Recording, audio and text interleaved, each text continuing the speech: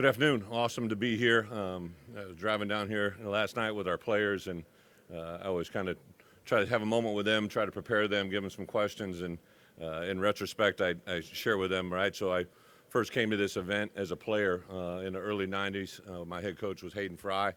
I remember back then we got an issued Iowa Hawkeye jacket that I'm pretty sure 15 to 20 people had worn before I actually put it on that day.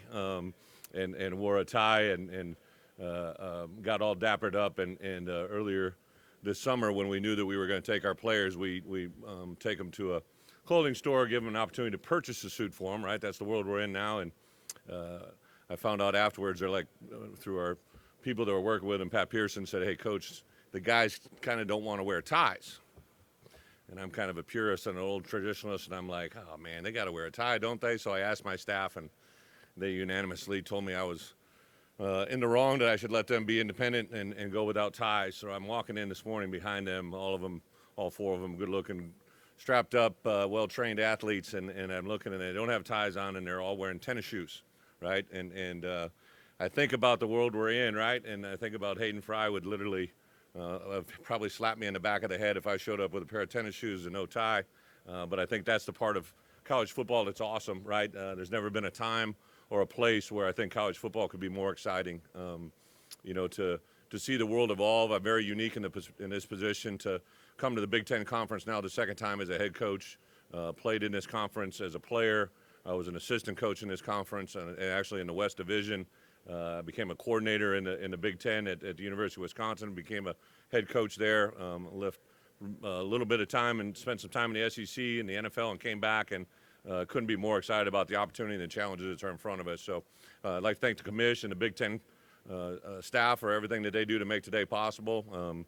So glad they split this into a two-day event. I'm sure you guys have mixed feelings on that, but it's great to see familiar faces and be around you guys. And anything we can do at Illinois to make your job easier, that's what we all try to do. I'd never try to make anybody's job anything more than to respect your profession. So the four players we brought with us today represent everything that we wanted. Illinois. Quan Martin, a DB that was on the roster before I got there, has really been impressive to me since day one that I met him. And probably one of the coolest things about this event today, when we decided to bring Quan as one of the original three, the Big Ten said we could bring three. We added a fourth when everybody else did.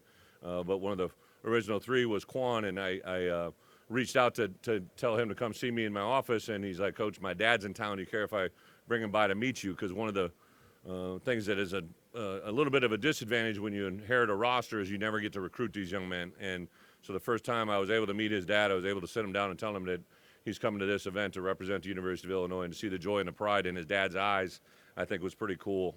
Isaiah Williams, who we added on here when the Big Ten allowed us to bring a fourth, really a cool story. He was recruited out of high school by one of my current coaches.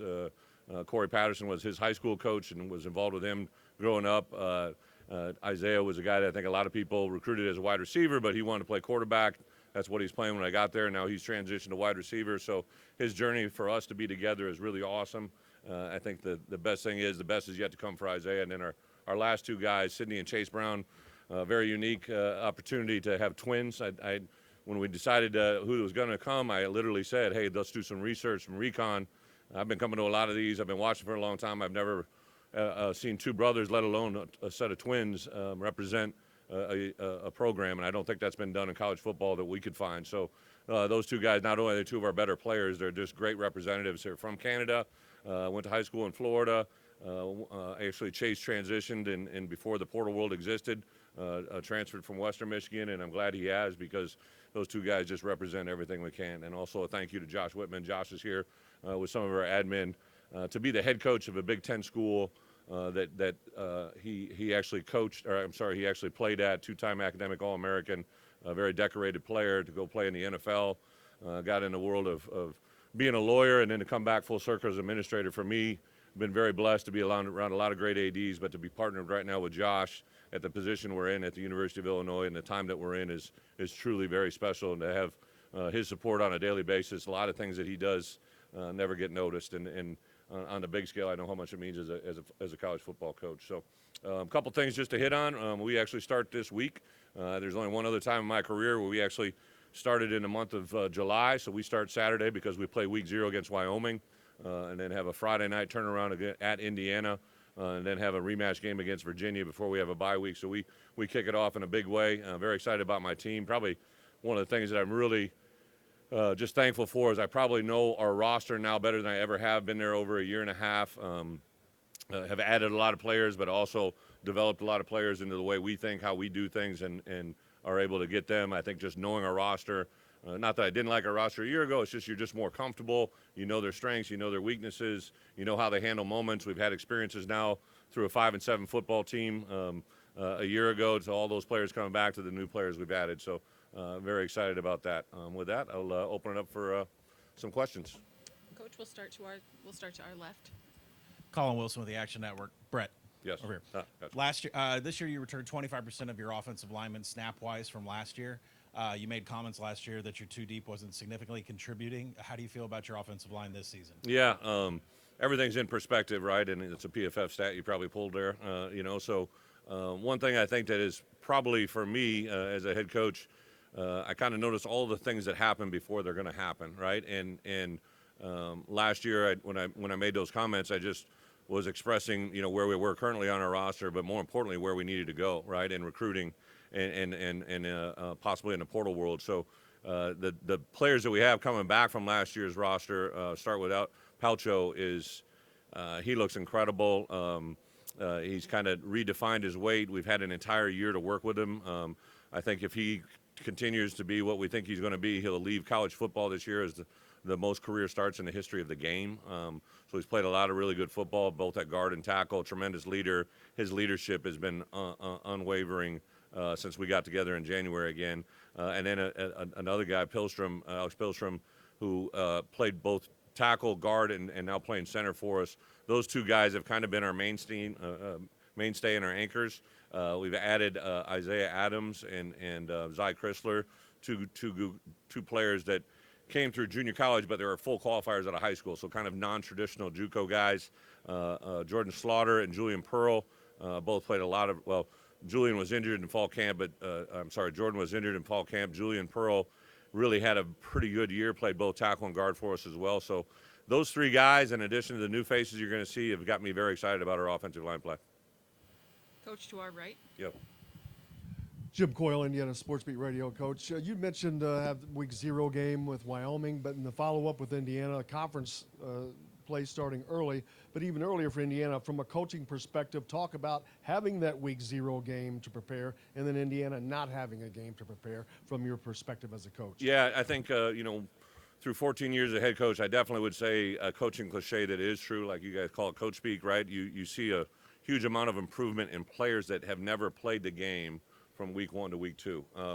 So that's kind of why I was lobbying when the original schedule was set up. We actually were opening up at Wisconsin, and so the driving force, whether it ended up being Indiana now, but there was a Big Ten road game, and I thought if we could play one game at home, get our feet under us, and play a week 0 was a huge benefit. And Josh and admin got that done. So, but I would tell you that I tell you Indiana, right? Huge respect for Coach and what he's developed and what he's built there. 2 years removed from a very, very special season, and I know they've had all spring, all summer, all fall camp to work on the Fighting Illini. So, and it's a quick turnaround. It's a Friday night game, so we'll actually got a little bit of prep on Indiana. They've made some transition, as you know, in the coordinator position. So, a tremendous challenge for us, regardless of the scenario, and to have them be week 1, a Big Ten game on the road is going to be a tremendous challenge. Coach, to the left in the back. Jeremy Warner, 24/7 Sports. Brett, I know the goal is sustained success at Illinois. So what did you change in year 1? How did you change it, and what needs to be changed next? Yeah, Jeremy, great question. I think, because this is my 3rd head coaching opportunity, right, and I've been in this league a long time. In my time in the NFL, I had a lot of experiences, a lot of success, but also some failures. I think, in 52 years on this earth, I've realized, not in just football but in life, a lot of times you learn more through moments of adversity, through the tough times, and I think to experience last year, the 5-7, to get back into college football, I think I have a better perspective of what our team can do and what they can't do. Also, just some moments that we lived through together, right? We opened up week 0 a year ago against Nebraska. We're fortunate enough to win that game. I think a lot of not only our players, people in the community, like everybody thought, oh, this is easy, right? This is just going to happen. And then next week, UTSA put a knot on our head, right? And then to come full circle, to win on the road at Penn State, at Minnesota, I think I learned a lot about the things that I feel are important. We talk a lot about tough, smart, dependable. That's our DNA. That's what we're made of. And I think it's easy to regurgitate that. A lot of teams use that as a catchphrase, but it's a really hard thing to live, right? It's a hard thing to do. And I think the DNA of our football team headed into this season, I know better, and I believe they feel it. They understand it. They definitely can regurgitate it, but I think they understand and know what it means, right? Your DNA is part of who you are. It's unique to you, and no one else has it. Well, as a football team, we have to have those same things. The way we played at the end of the year, to come full circle, to win a game against Nebraska on the front end, to beat Northwestern, a team that we have great respect for at the end of the year, really tells me the growth that we have in that first season. And I would say going into this year, that's what I know and appreciate more is I think I just know our roster so much more. We've had moments of adversity and moments of success and added players now that we've recruited. So it's just there's a really good vibe in the Smith Center right now. One of the things that jumped out to me, everybody that comes in that building and that's around our players and engaged in our players, they talk about the vibe that's in the Smith Center. And I think it's very real, and I can't wait to see where it leads. We'll go over here.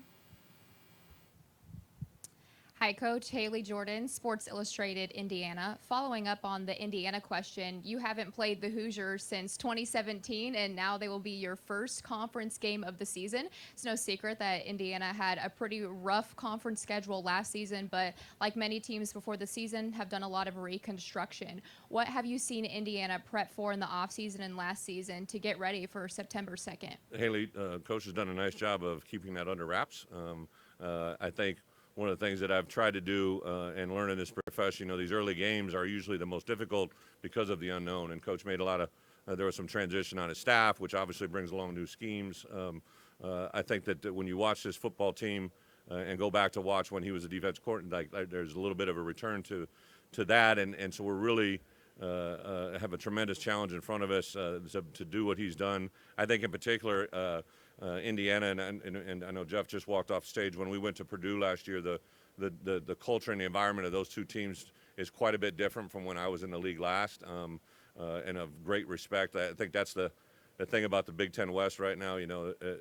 From top to bottom, the rosters, in particular coaching. Fitz is a guy that I have huge respect for what he's done and what he's built at Northwestern and the sustained success that they've had. And now to see Jeff at Purdue and Indiana, it's going to be a tremendous challenge. I think the Friday night element, I have never played a Friday night game, right? In college football, we did it in the NFL a little bit, but I think the challenge of playing that quick turnaround from a Saturday game to a Friday is a unique challenge, and then everything that Indiana is going to do on the field will be icing on the cake.